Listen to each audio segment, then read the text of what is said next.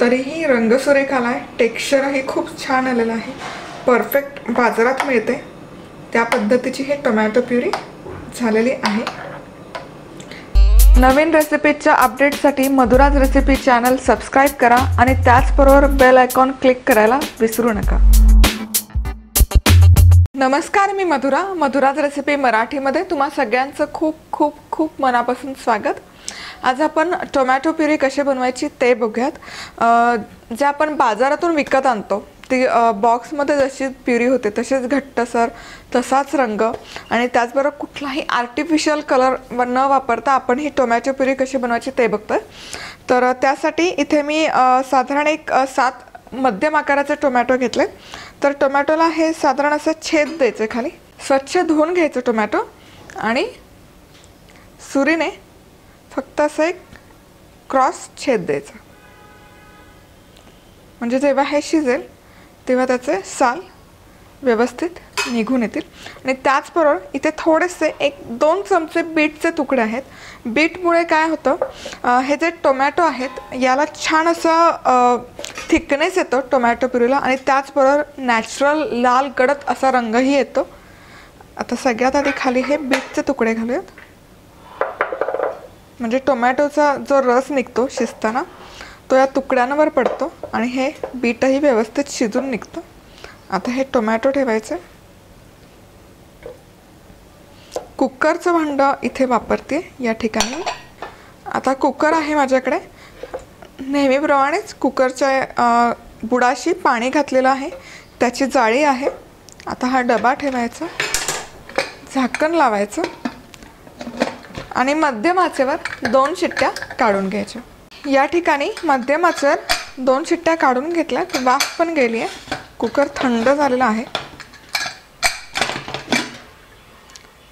मस्त तुम्ही बघू शकाल टोमॅटो मस्त शिजलेले आहेत आणि साल पण इझिली निघत आहेत। आता आपण ही सालं काढून घ्यायची टोमॅटोची।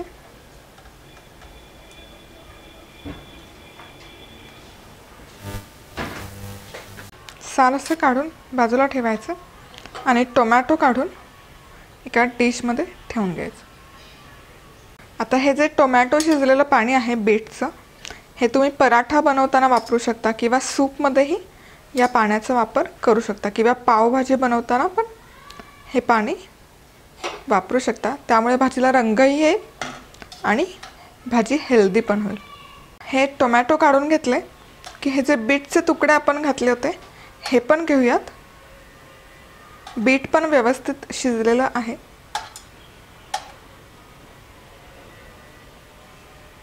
हे पाणी घ्यायचं नाही आपल्याला, टोमॅटो शिजलेलं। बीटमुळे आणखी काय होतं, रंग तर येतोच, त्याची न्यूट्रिशनल व्हॅल्यू पण वाढते आणि त्याचबरोबर टोमॅटोमध्ये जी काही थोडीशी आंबटपणा किंवा ॲसिडिटी असते ते पण कमी होण्यासाठी मदत होते। आता हे जे टोमॅटो आणि बीट आहे हे मिक्सरच्या भांड्यामध्ये काढून घ्यायचं आणि याची व्यवस्थित अशी प्युरी करून घ्यायची।